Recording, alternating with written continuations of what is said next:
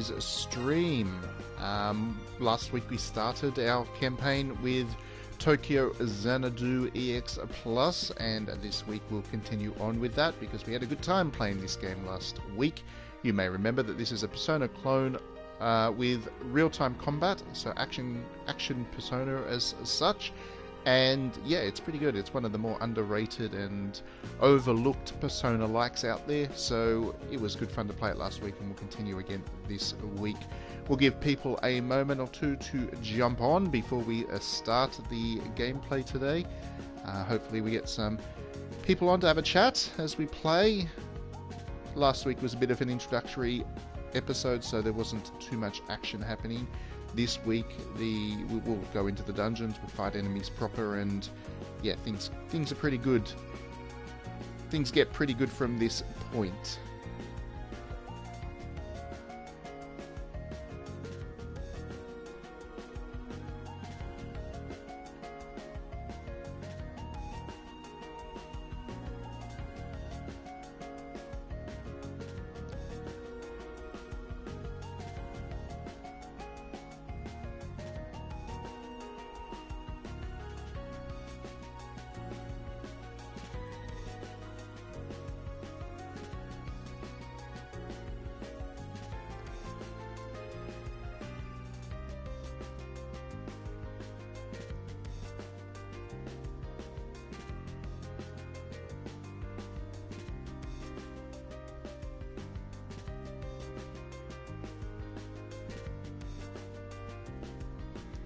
Okay, so just to summarize where we were last week before we get into the game this week, like I mentioned, it was an introduction as such, and we basically got introduced to the main character, who is a high school student with a particularly strong work ethic as such. He runs into this girl who's actually in his class, but they hadn't really known each other previously, only to discover that she has some weird ability to go into a parallel universe where there are enemies to fight, and she actually happens to be a very powerful fighter, as it turns out.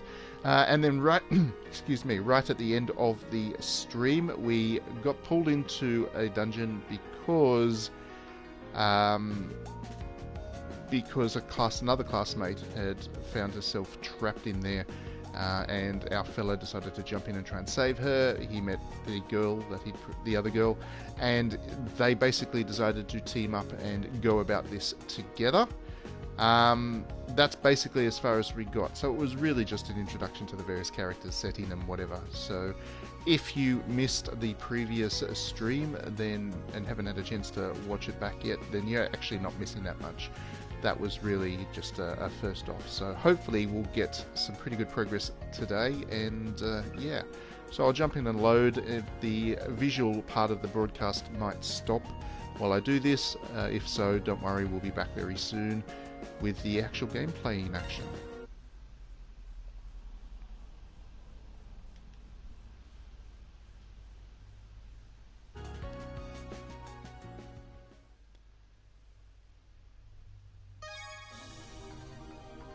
Okay, so this is the mission screen that we got taken to, as mentioned. We've just been pulled into the dungeon, and our goal is to rescue a classmate that has been trapped in here. As you can see, there are two characters in my party right now. The main protagonist, Ko, and Asuka, who is the girl that has this mystical ability to go into the dungeon. She's the one who's already kind of an expert, and that's why she's level 3 to start with.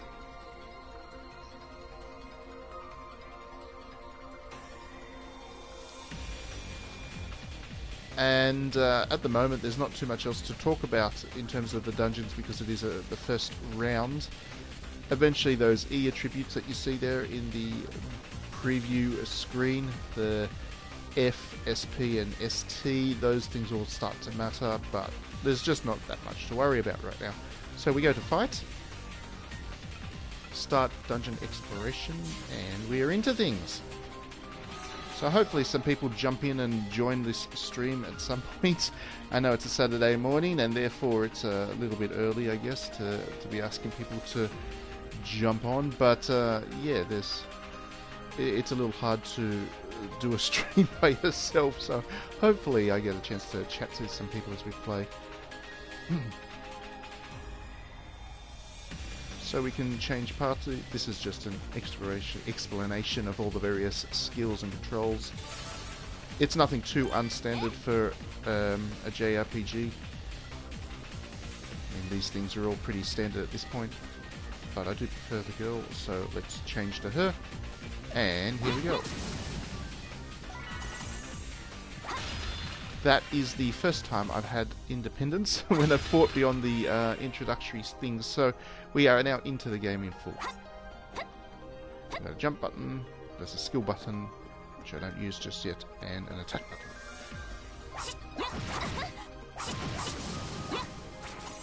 So you only control one character in the dungeon at a time. You can change between them, and you will need to do that as the dungeons become more complex, obviously. You won't be able to just use the one character the whole time. But this will all be, once again, very familiar to anybody who has played dungeon crawling action RPGs in the past. Tokyo Xanadu doesn't try and do anything differently. It just tries to do everything that you love in the genre quite well.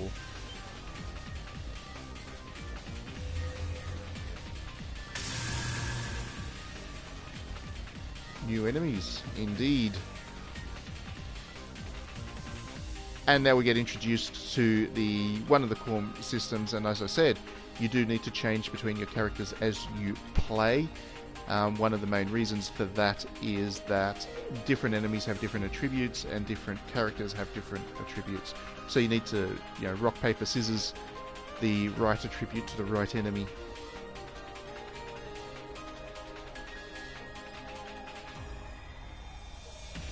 Again, nothing that genre fans will not be familiar with, of course.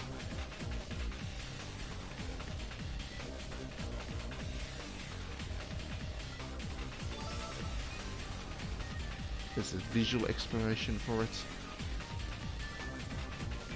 All pretty simple.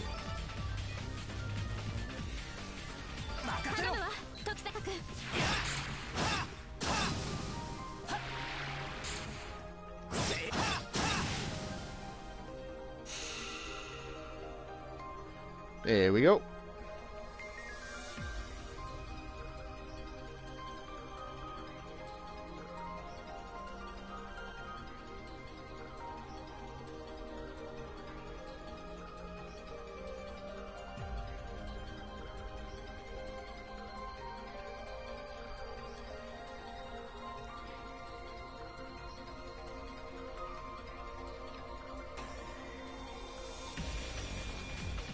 Okay.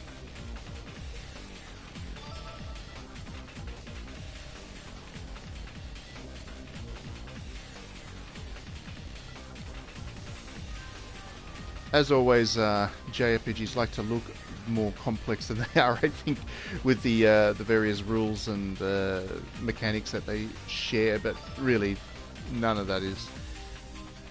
All of these are kind of tutorial screens. Don't mean that much, they're just, there are benefits to using the right character to fight the right enemies. You can get better equipment and stuff, better loot.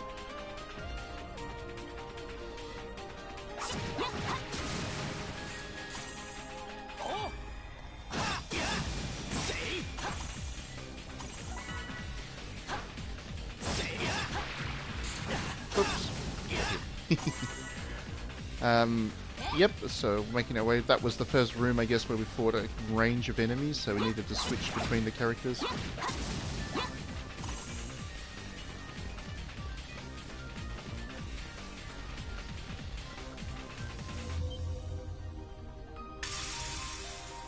And that's Big Ugly. We'll have to deal with a Big Ugly now.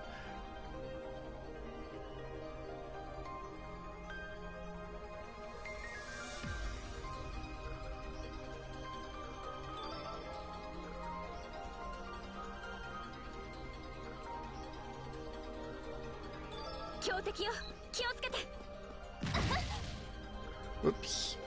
Okay, so this is a big tough enemy.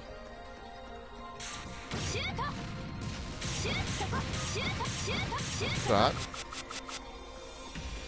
ranged attacks work well on them, so naturally you do. But unfortunately you have a limit to how much you can use. There's a little bar down the bottom that you can see. That limits how much ranged attack you can use at once.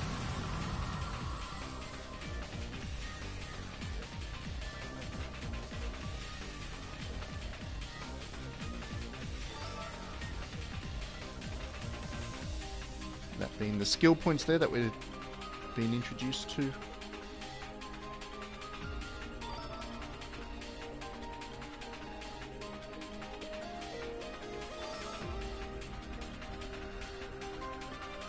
Okay, so making more progress through the dungeon now.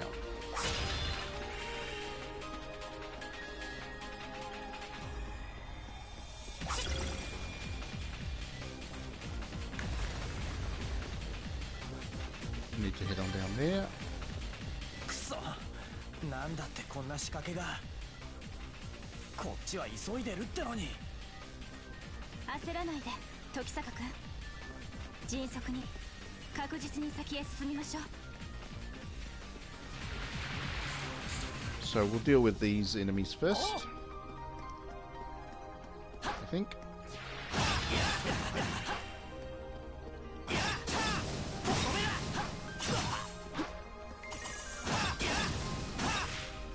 Big one in the middle. There we go.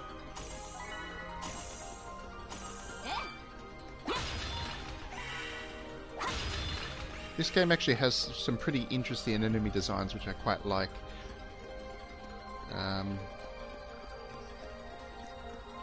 We haven't really seen the extent of that just yet, of course, but yeah, I do like the enemy design in this game. There we go.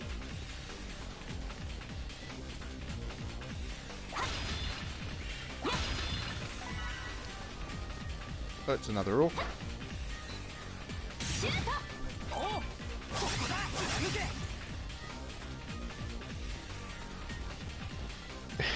Hi Britta, welcome to the stream.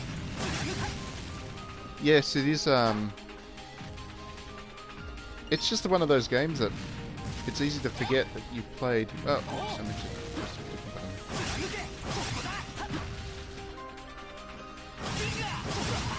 Ouch.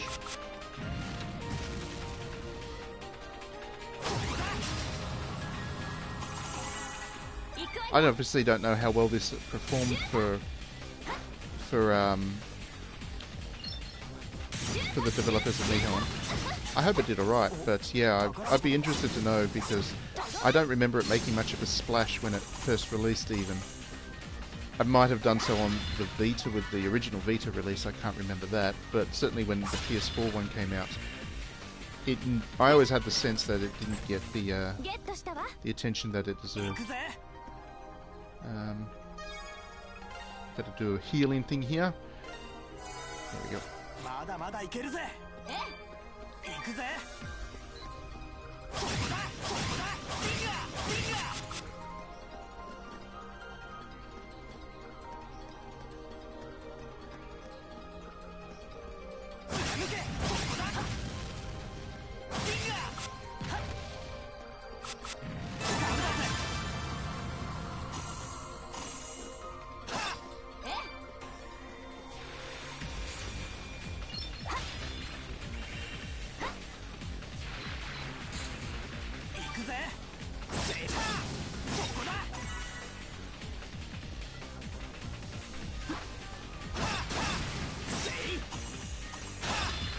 There we go.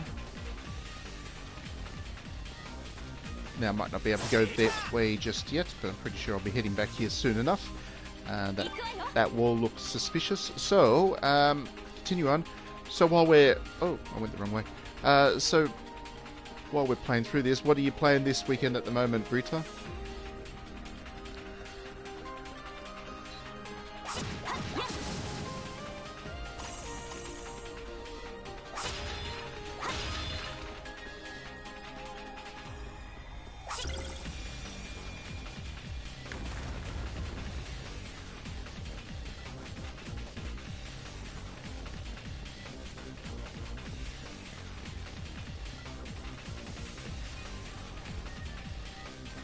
Yes, and I probably should stop calling it a Persona clone myself, because it doesn't do the game justice. It deserves to be talked about in its own legs. It's just so easy to make that comparison. I think that's probably the most unfortunate thing for it. People probably saw it and did see Persona plus Neon Falcom's visual style in there and probably passed it on based on that. It doesn't seem like it does anything to distinguish itself, unfortunately, which is not true, but perceptions are hard to break, I guess. Oh, Octopath! Is this the first time you played Octopath? I love that game.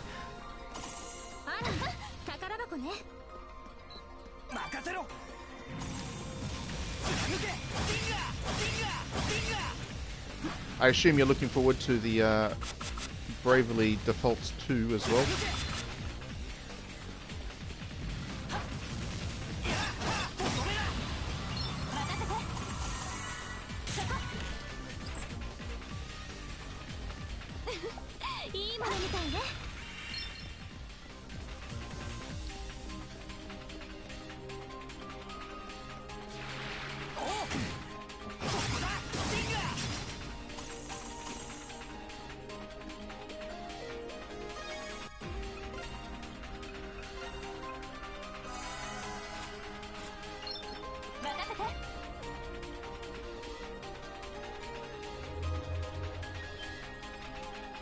Another room with particularly powerful. Ooh, it's a blue orc this time.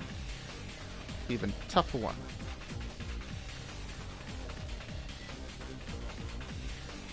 Even tougher monster. See, I'm not doing that much damage to him at all. Whoops. Kind of a mid-tier boss.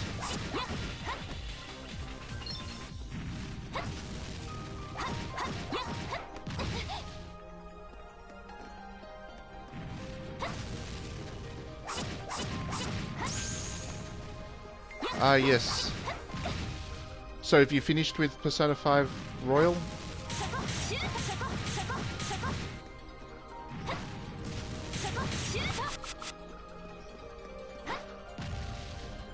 Great game, that one, of course. Really great game. I will definitely do Persona 5 at some stage on this stream. I was kind of hoping to get the PlayStation TV working. I haven't had a chance to actually test that out yet. Try and figure our way. It'd be great if I could get the PlayStation Vita or PlayStation TV working on stream, so I could stream Persona 4. That's a game that I kind of dream of streaming. I love Persona 4 and I would love to be able to play that through, but I've got to get the PlayStation TV working somehow first, which apparently is a challenge. Oh, okay, excellent. Well, I'm glad you're discovering it for the first time. Octopath Traveler is definitely a special game. Beautiful art style, of course, but once you dig past that, there's still so much value to it. It tells a great story, has great characters. Which character did you start as your first?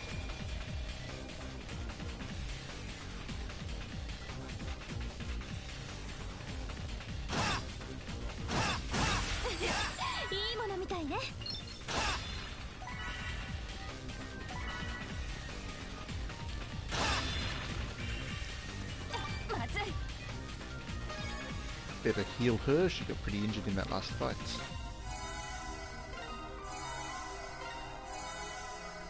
Not many healing potions left, but that's alright, we're nearly at the end of this dungeon anyway, I think. From memory? Yeah, there we go. This will be the boss battle, peoples. We'll go through that gate and have to fight something tough and nasty.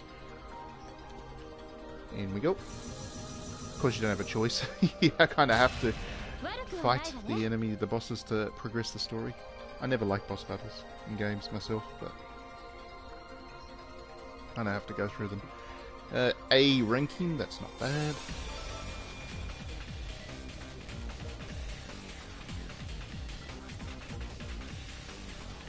Could have got an S, but not quite. Oh, just started Royal. Okay. And is that the first time you played Persona 5? Did you play the previous one, or is Royal your kickoff point? Because if you haven't played Persona 5, then Royal is a really great way to start, to be honest.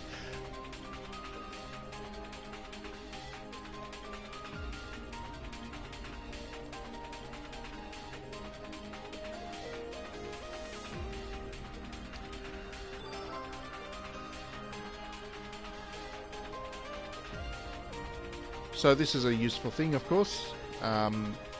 It's basically the sign that you're about to fight the boss battle. You can save, you can buy healing items or whatever that you might need.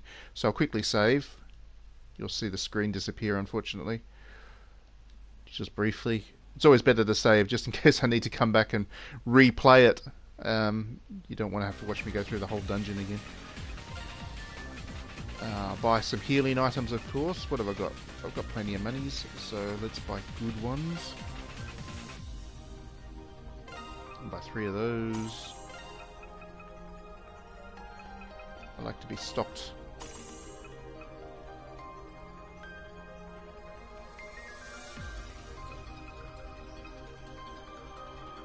I can't remember if there's a chance that the enemy might poison me, so I'll buy a couple of antidotes as well, just in case. Just in case. Oh, okay, that's an interesting choice.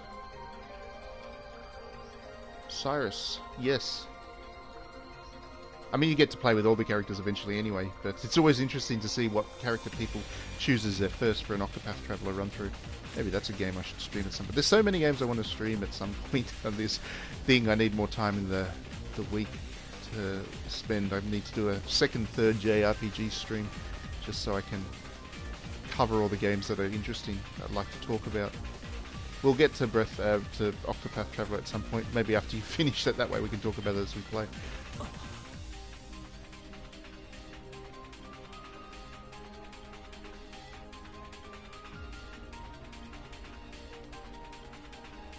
Okay, so there's a classmate that we went in to try and rescue. She's obviously been knocked out and she's in a dangerous state.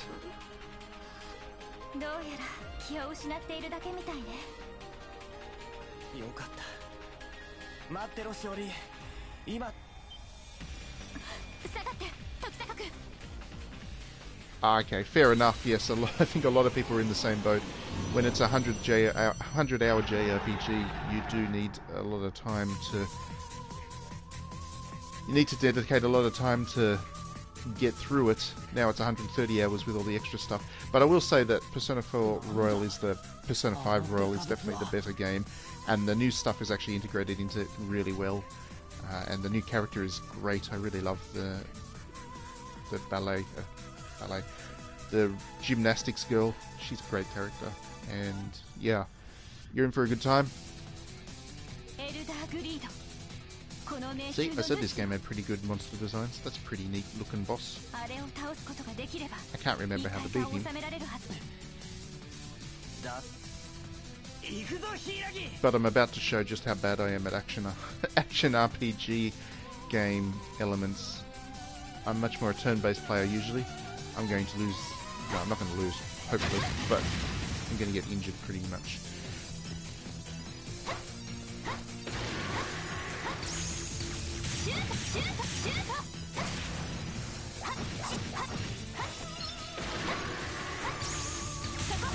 Well, this is a good start for me. I'm not embarrassing myself too much just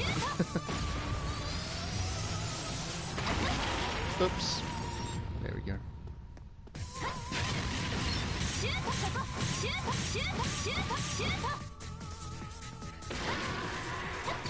It's weird, one of the things that I'm always been nervous about, or was particularly nervous about before I started the stream, was whether I would look like I don't know what I'm doing with these games, because, yeah, it's so easy to,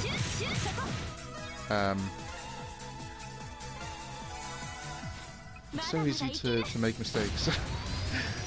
Especially when you're trying to also talk at the same time. Oh, that was good dodge time. So as you can see, like many action systems these days, this game has a mechanic in place to reward you if you're good at dodging enemy attacks, which is a big part of what you want to be doing. Ah, mistimed it.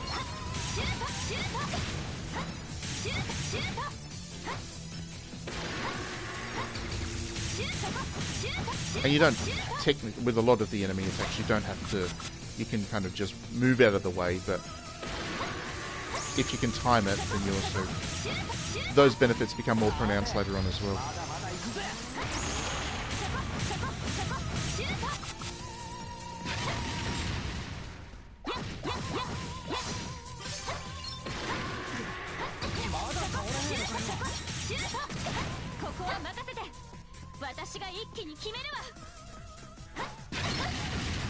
Oops.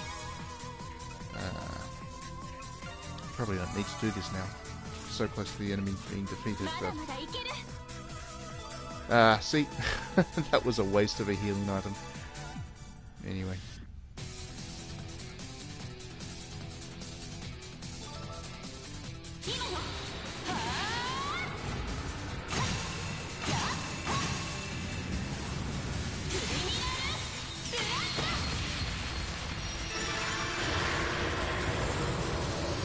And just like that, I've managed to beat my first boss battle.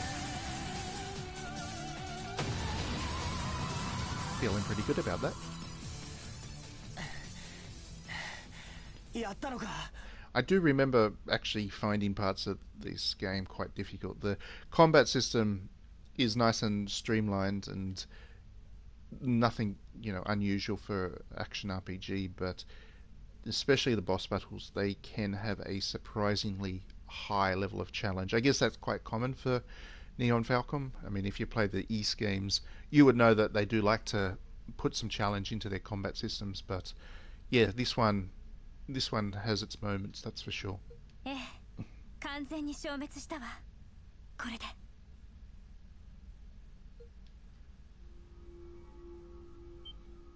これはイクリプスの収束。現実世界に戻されるわ。任務完了ね。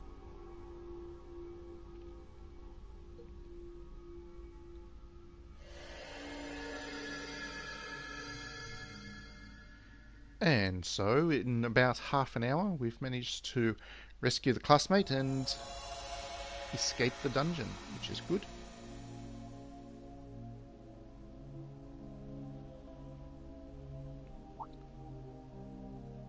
And we're back in the real world. 元のレンガ小道の裏道。ええ、もう夜だけど、無事に戻ってこられたみたいね。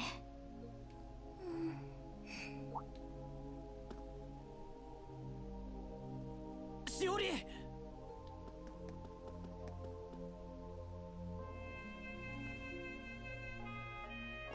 うちゃん、ここは私。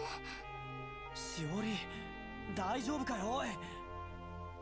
消耗しているけど命に別状はなさそうね。そうか。たく心配かけさせやがって。どうした？どこか痛いとこでもあるのか？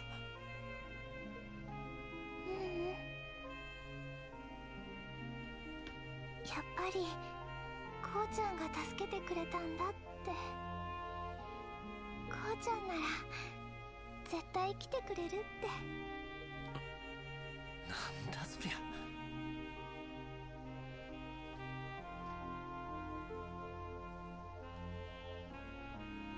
Oh, was I meant to? Was I meant to change the character to the main? I totally missed that the boss has a weakness to Ku. If so, that was... I made things harder for myself than I needed to, did I? このアホ。当たり前だろそんなのは。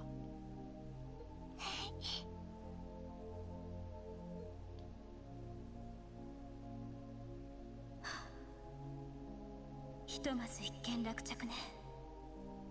でもこのイクリプスの頻度、やっぱり異常としか思えない。一体この町で何が起きているというの？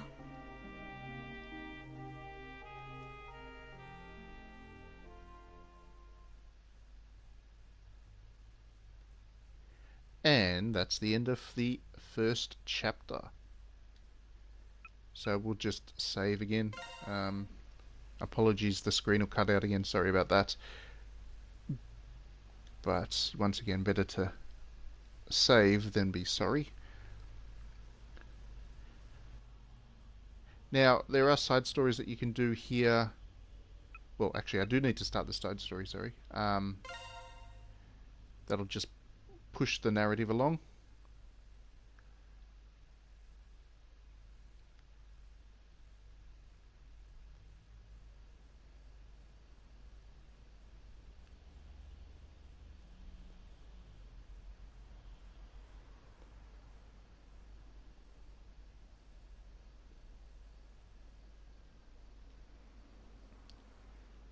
I've got to say, I really do like Neon Falcom's visual engine and the approach to the art direction in the games. I think I mentioned this last week, but they're obviously working on fairly limited budgets. Their engine, however, is really quite lovely. The character models in it I find to be really enjoyable. They're kind of chunky but clean. The environments are always very elegantly designed, and yeah, I'm just a big fan of this particular aesthetic. It's exactly the same as the kind of aesthetic we see in the Trails of Cold Steel series as well. So we're introduced here to White Shroud, who's a very enigmatic character to start with. What he represents, we're about to find out. Well, not right now, but he's obviously significant to the plot, so we're meant to pay attention to him.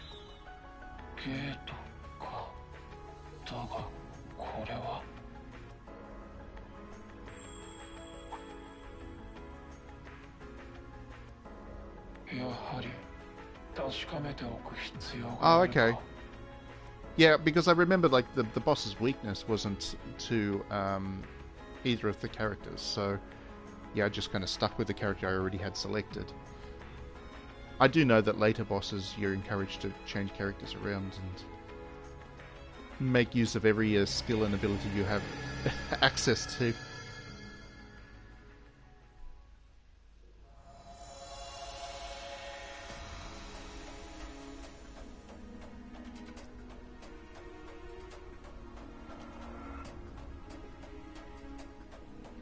So straight away we're thrown into another dungeon, but with a very different character this time around. This White Shroud.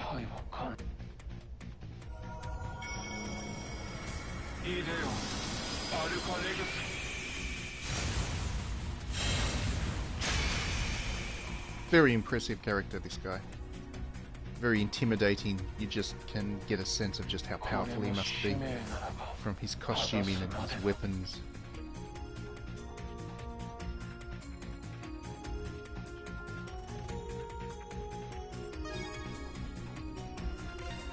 And level 9, you see, so already quite leveled up, whatever he is.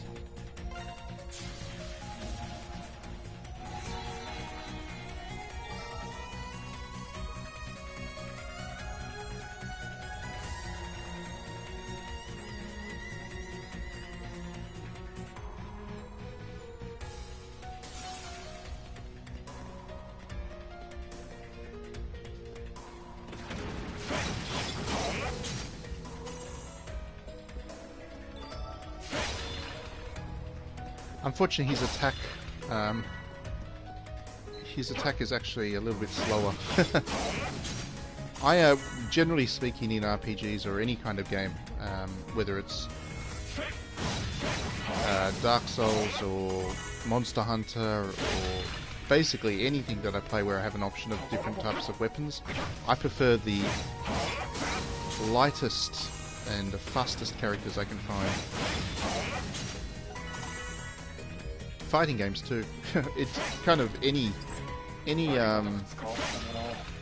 time I have a choice of different weapons and attack styles, I always prefer the faster. I don't know why I got into that habit, but it just kind of got myself stuck with it. That was a bit of a poor effort. Better heal.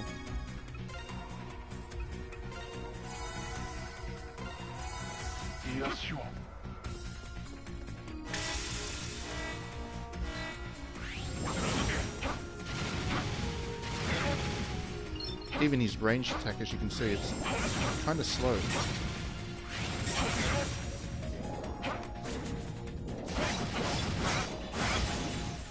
Anyway, I'm going to button mash my way through this now. There we go.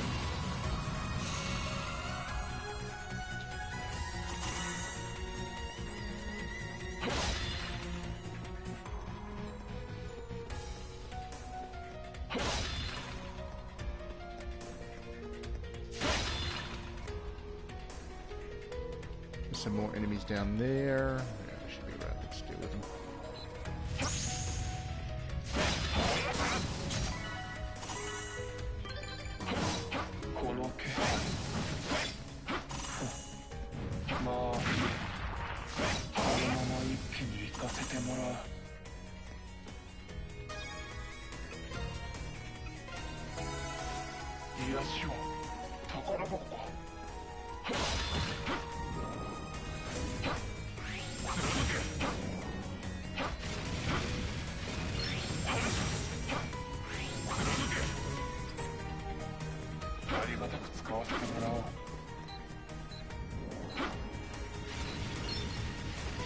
I don't know why I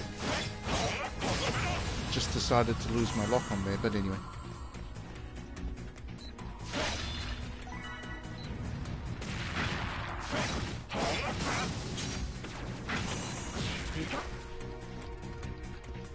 Oops, I've been paralyzed. That's why I can't attack right now.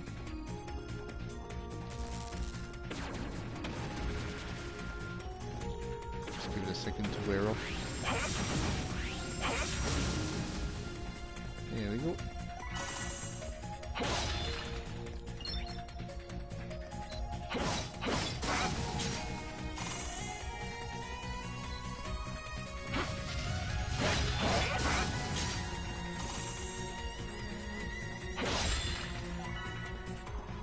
Okay, so should be right. Let's go into here.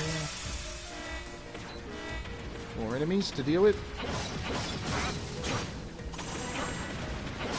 Shooting lots of poisony things. I imagine that's why I just got some antidotes in the treasure box. Other room just there. Oops. Oh, down to 1 health. Nearly died. That would have been bad.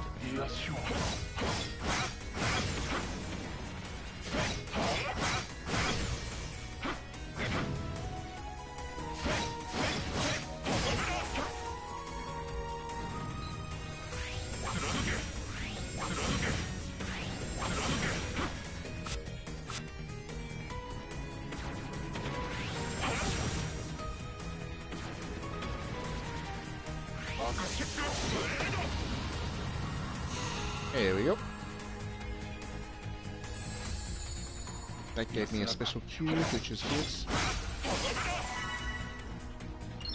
Lots of treasure there. Okie dokie dokie. So, go through here. Can't remember if this is boss battle time or what.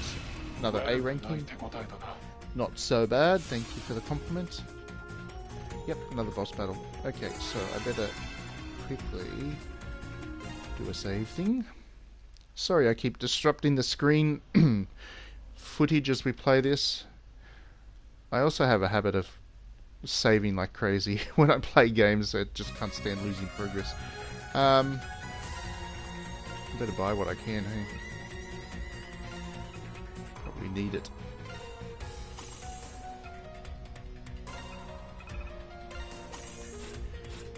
Alright, let's go and take on whatever this boss is.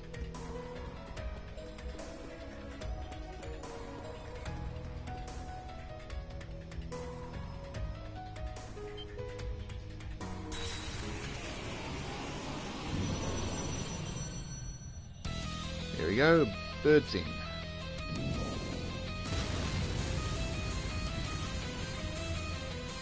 A gold heart.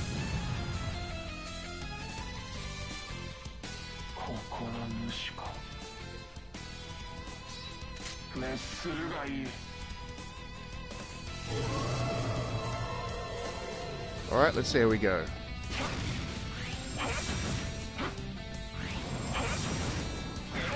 Oh, that's right. Those things.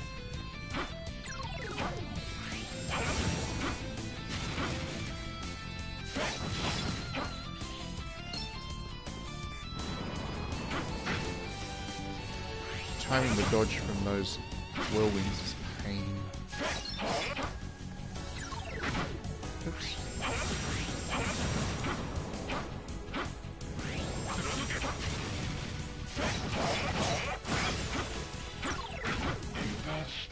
Ah!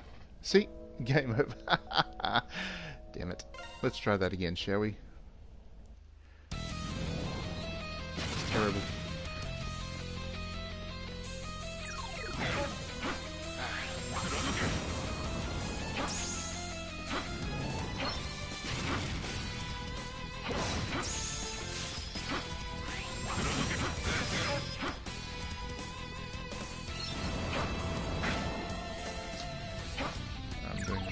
Poorly this time. Dear.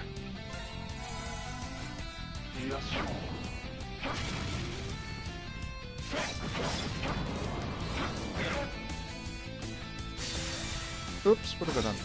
Ah, that's a waste.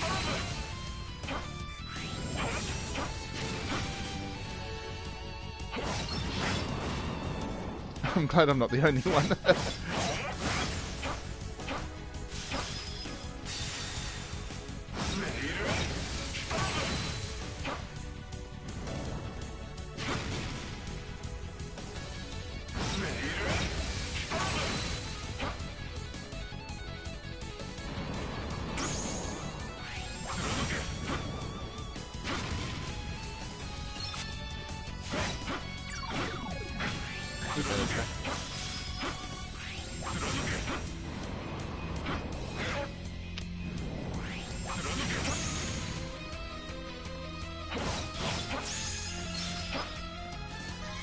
Heal. Let's do that.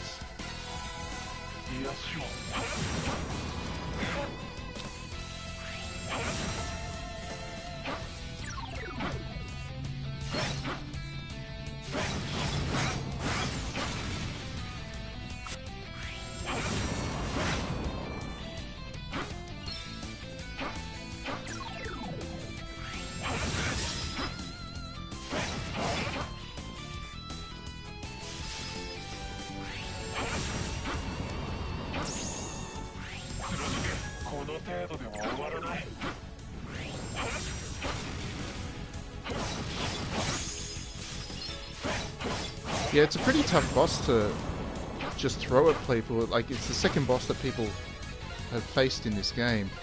It is a pretty tough boss to just throw at people so early on.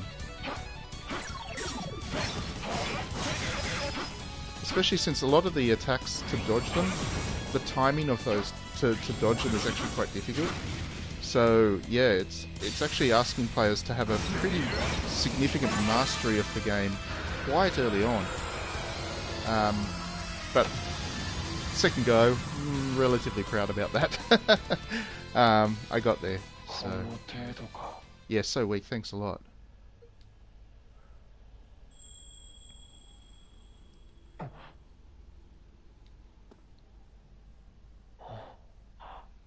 But I got through it. We got through that boss. And that will be the side story complete for now. So we're left not really knowing too much about White Shroud. What he is, who he is.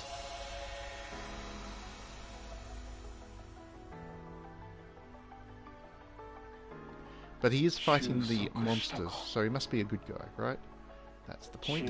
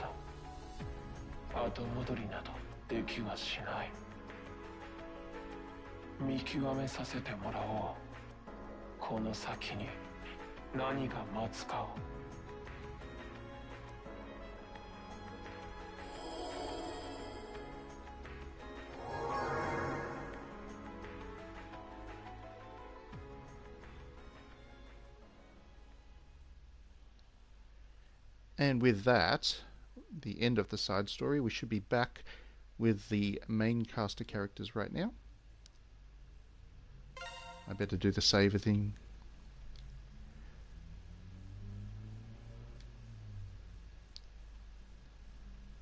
I can't remember which game it was. I tried to do a save and it just it just decided to end the broadcast there and then.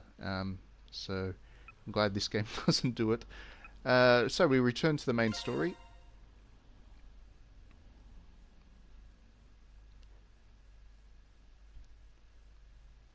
And it's about a week later.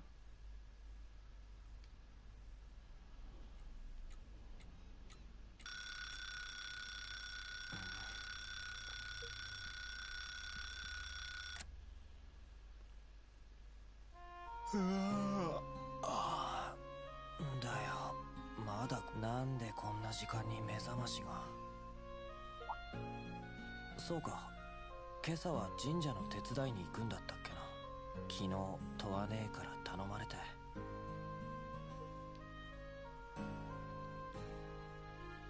そういや肝心の内容を聞きそびれてたな。バイト代も出るって話だが、こんな早朝から何をやるんだ。Yeah, asking anybody to get up at 5:30 in the morning is a bit cruel if you ask me. まあいい、ちょっと早いが登校がてら寄っていくとすっか。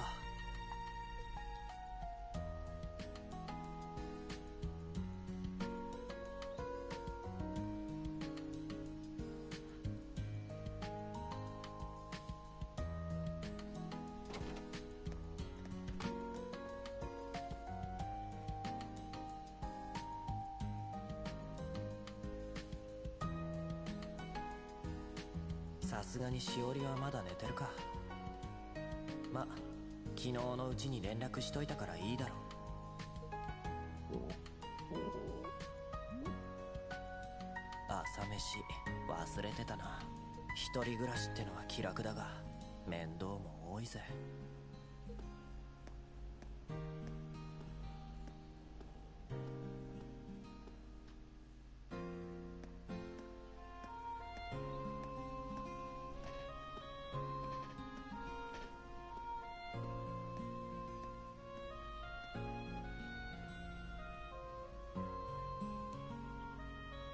What a lovely shrine. 久しぶりな気がするな。 Perfectly placed, lovely kind of trees and in the background.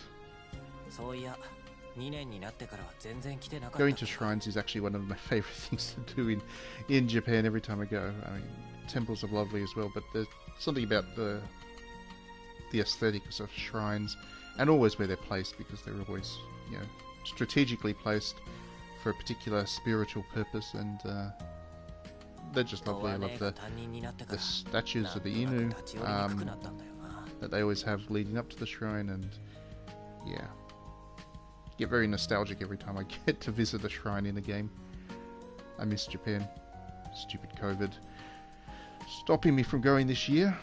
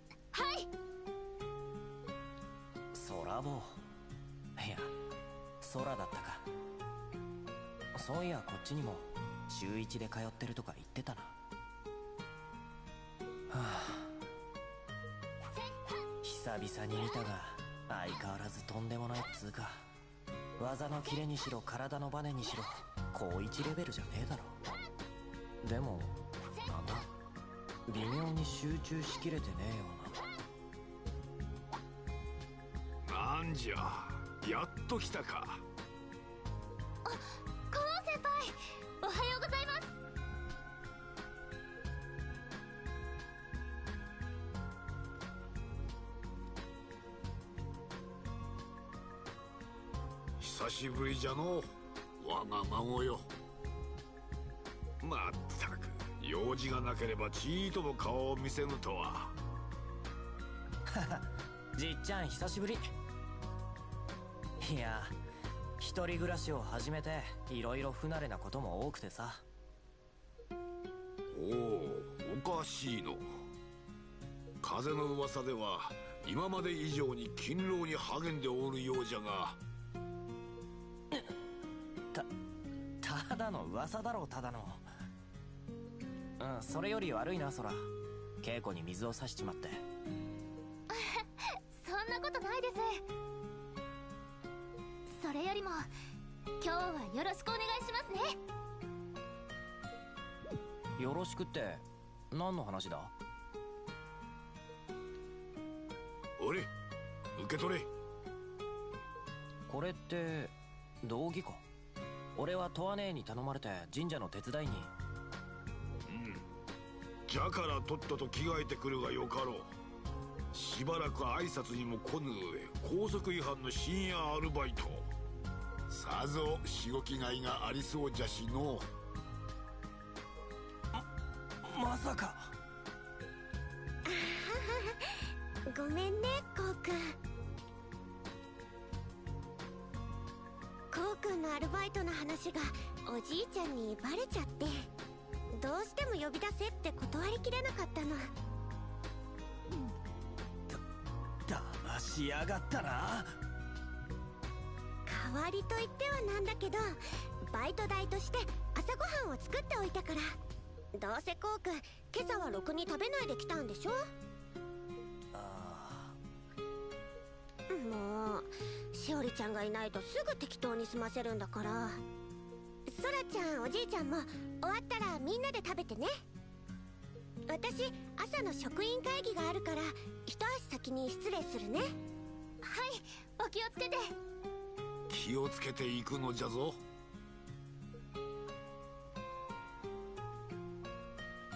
そんじゃ俺もこれで。観念せえ、かわいい孫よ。年貢の納め時というやつじゃ。いい機会じゃからとことん少年を叩き直してやろう。頑張りましょうね、ゴー先輩。これは逃げられねえか。でもまあそうだな。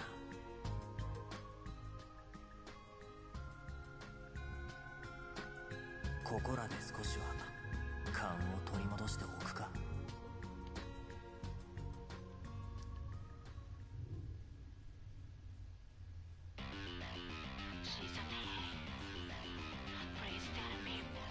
So, as far as the game's concerned, that is now the end of the introduction. So, yeah, about 2 hours worth of solid gameplay before you get to the opening credits screen and title sequence. And it's a pretty good introduction, if you ask me. It's fairly standard, I guess, for the genre, the Persona clone as such. In terms of the kind of character portraits and situation, but yeah, the characters are well written. It's immediately appealing. It's very pleasant. It has a nice sense of humor as well. The monster design is there. It's got a good bit of mystery thanks to White Shroud. You wonder who he is, and just generally, it's a very solid introduction.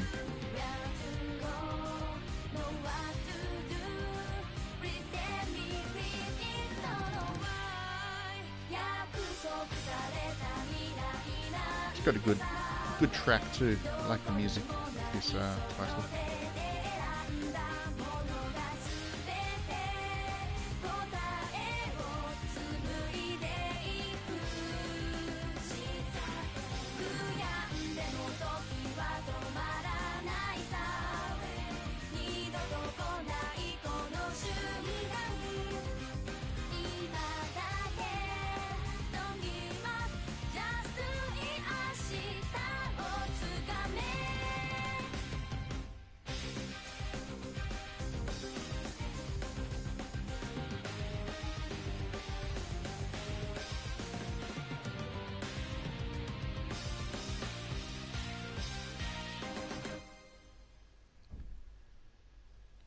And there we go.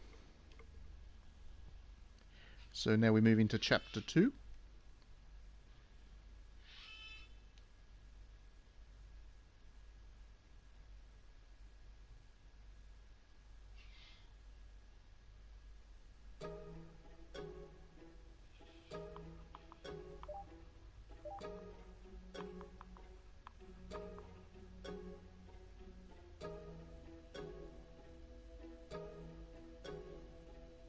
それじゃこの英文とその訳をせっかくだからヒイラギ読んでくれるか？ Yes, I agree. I always look forward to seeing the opening title sequence, and I guess that's kind of a major thing now for Japanese JRPG developers. The trailer in which they show off the title screen is always a big deal in the lead up to the release as part of their promotional activities, and you can see why. When the game is otherwise fairly limited in terms of what they can achieve with the budget, having that really great title screen to set the tone and establish the experience is really important. So they all go all out with it, which makes it quite special. The Atelier games have great title sequences always. In fact, Gus games in general always have great title screens, sequences. Neon Falcons are all the same as well. The Trails of Cold Steel ones, I think, especially have great title sequences. Prologues, whatever you want to call them. So yeah, this one's a good one too. もし願いが叶うなら、私は一羽の鳥になりたい。他のすべてをなくしても、いつか彼との思い出が眠るあの場所へ。パーフェクト。さすがは帰国子女だ。発音なんかは俺よりいいな。そんなことは。でもさすがに授業のたびにいつも読まされるのはちょっと。みんなの視線も痛いですし。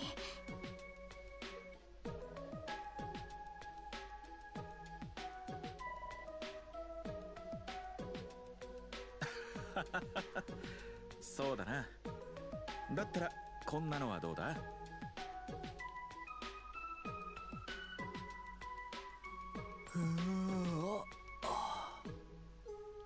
ちゃん、あくびなんてしてたら刺されちゃうよ。それにしても佐伯先生は相変わらず大人気だね。チェ、いけすかねえぜ。ちょっとイケメンだからっていい気になりやがってな。Smells nice. You gotta be worried about him. じゃ、そこでいかにも答えたそうにしている伊吹、立ってくれ。俺女子じゃねえの？まあ分からなくてもいい。答えてみてくれ。やべえ、全然分からねえ。こう頼む、教えてくれ。はあ？なんで俺が？ダッチだろ。ほら早く早く。ああ、もう仕方ねえな。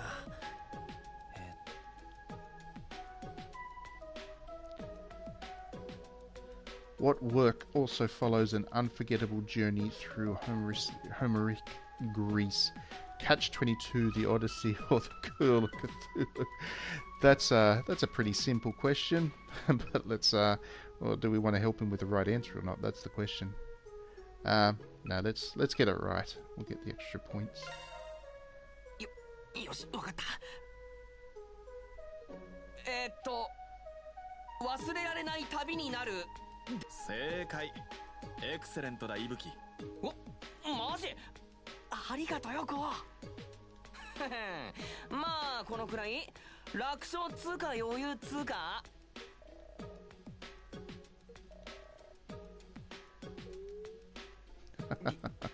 理不尽だ。英語で何より大事なのは伝えようとする気持ちだ。それさえあれば自然と身について自分のものになっていく。せっかくだからみんなも実践的な英語を身につけてくれ。俺と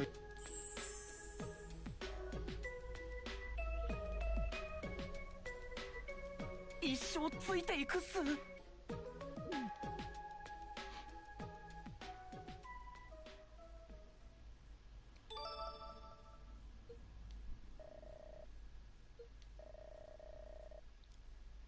So just like with Persona, by doing activities in the real world, answering questions right and whatever, you can actually increase his personal attributes, which are, you know, you get rewarded for.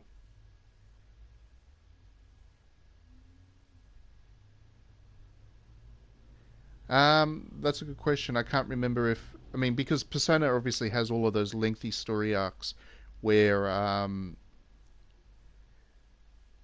yeah, so there is the personal attributes. I can't remember if this game has all of those kind of lengthy story arcs where you get to know each character across, 8 or 10 dates or whatever it is. I'm not sure if it quite has that length of things, but yeah, thanks for asking the question, and I hope you've enjoyed the stream so far if you've been watching.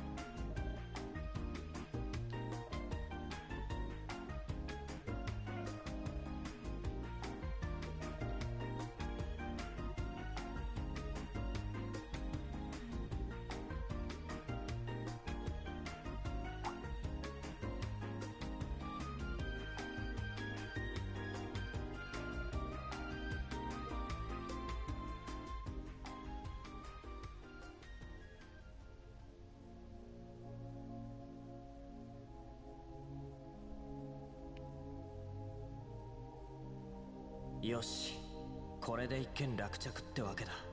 よく眠ってるみたいだし、仕方ねえ。家までおぶって。その前に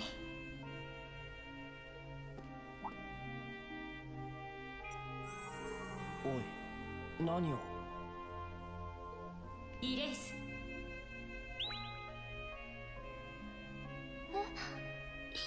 柊さん。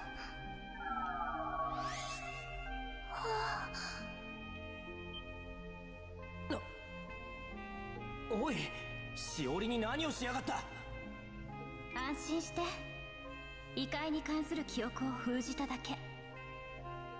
でもやはり的確者であるあなたには通じないみたいね。お前は一体何者なんだ。あの得体の知れねえ異界グリードっつう化け物もだ。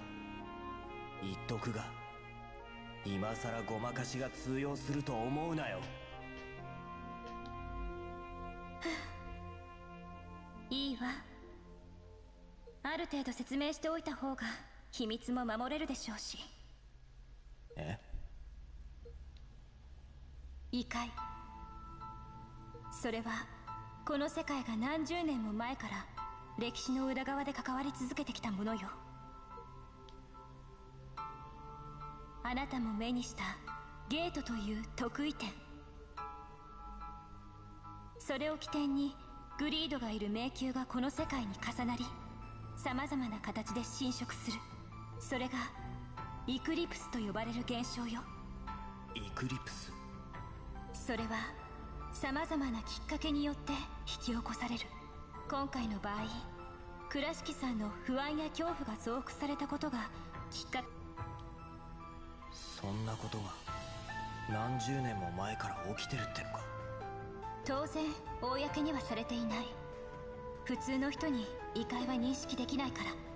多くの場合、原因不明の事件や不可解な自然災害、あるいは怪談や都市伝説などの形で処理されるわね。そしてそんな異界を監視する組織が裏の世界に存在している。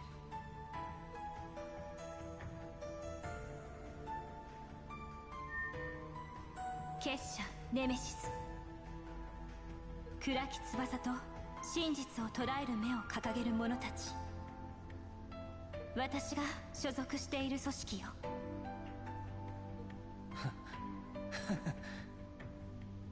まるでアニメっつうかライトノベルの話っつうか、とてもじゃないが頭がついていかねえぜ。言ったでしょ、理解できなくても無理はないし、する必要もないわ。倉敷さんも朝にはちゃんと目を覚ますでしょ。家まで送ってあげるといいわ。待ってくれ、まだ聞きたいことが。いくら適格者とはいえ、あなたが素人であることに変わりはない。重ねて言うわ。これ以上立ち入るのはやめなさい。プロとしての忠告よ。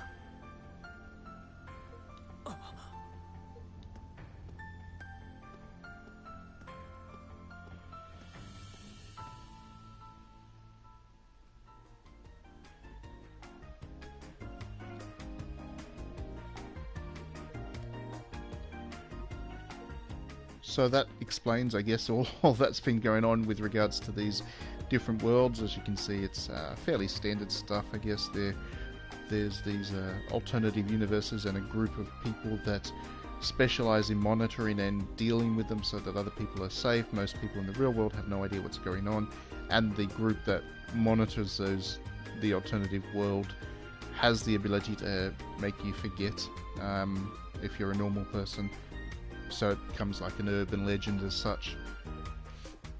It's not too convoluted, thank goodness. Sometimes these games go to ridiculous lengths to try and explain away how there is that alternative universe. This one has a fairly naturalistic approach to it, I guess.